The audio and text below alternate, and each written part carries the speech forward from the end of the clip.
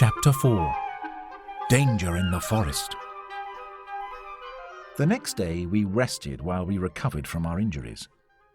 That night we were shaken from our sleep by terrible cries and screams.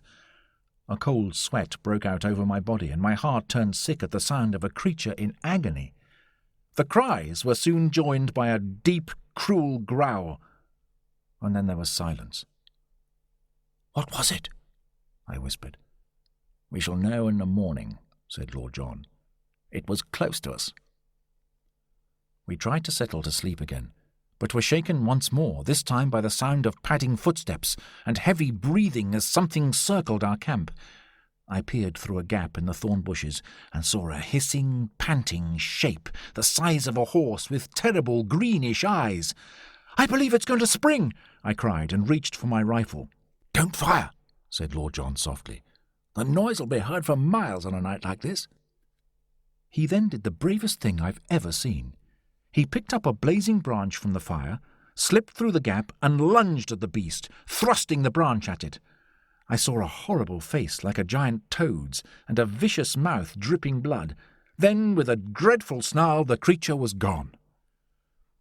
Lord John returned and said that from now on we must take turns keeping watch through the night. The next day we went exploring again. At the spot where we'd seen the family of iguanodons, there were now pools of blood and lumps of torn flesh. "What we heard last night must have been one of the carnivorous dinosaurs out hunting. The Allosaurus, perhaps," said Challenger, looking at the marks left by savage teeth and claws. "Or the Megalosaurus," suggested Summerlee. "Indeed," conceded Challenger. "We should be grateful that, apart from in this isolated spot, the dinosaurs died out long before human beings arrived on the earth. We would have little with which to defend ourselves against such beasts. Even our rifles would be useless." We continued our explorations and saw many wonderful things that day. When we got back to camp, we started to make plans for where we would go next. But Summerlee, who'd been in a bad mood since that morning, said irritably, "What we ought to be doing is finding some way out of this trap." "I'm surprised, sir," boomed Challenger, stroking his beard. "I never expected a man of science like yourself would want to miss the chance to study such a fascinating world." "Our mission," said Summerlee, "was to test your claims. We have tested them and found you spoke the truth. We must now return and let others know." We agreed that this was the case, but also said it was a shame we couldn't draw a map of the plateau to take back with us. I then had an idea. The tree in the middle of our camp was enormous. If I climbed it, I'd be able to see for miles and would be able to draw a plan of what I saw. "By George, young fella, what a capital idea!" exclaimed Lord John. I blushed with pride. Since a young boy I'd been an excellent tree climber, and I was soon high up among the leaves.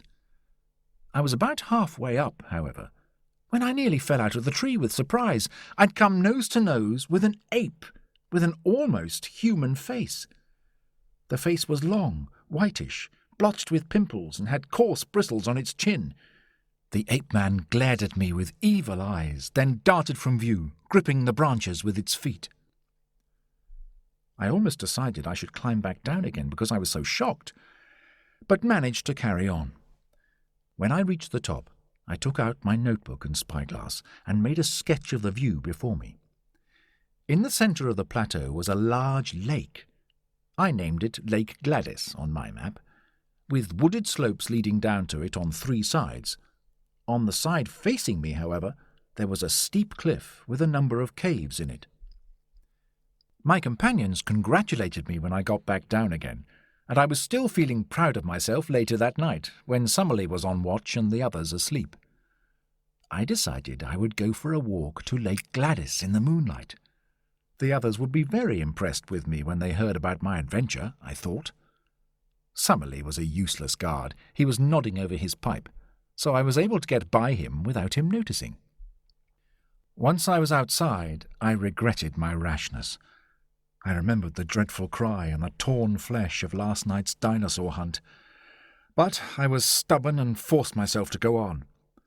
After several hours in which I was alternately full of fear and full of wonder, I reached the lake and spent some time watching all the activity there.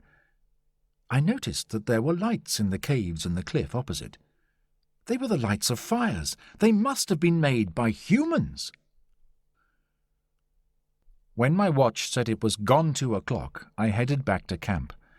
I was thinking of all the amazing things I'd seen, when suddenly I remembered the danger I was in.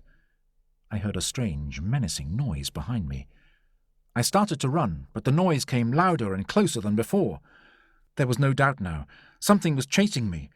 I changed direction, running along a new path, but the beast was at my heels, crashing and thudding through the undergrowth. I looked behind, and in the moonlight I could see a row of enormous teeth in its open mouth, and the gleaming claws on its powerful forearms. I screamed with terror as it sprang towards me, and then I felt as if I was falling in space, and all was darkness.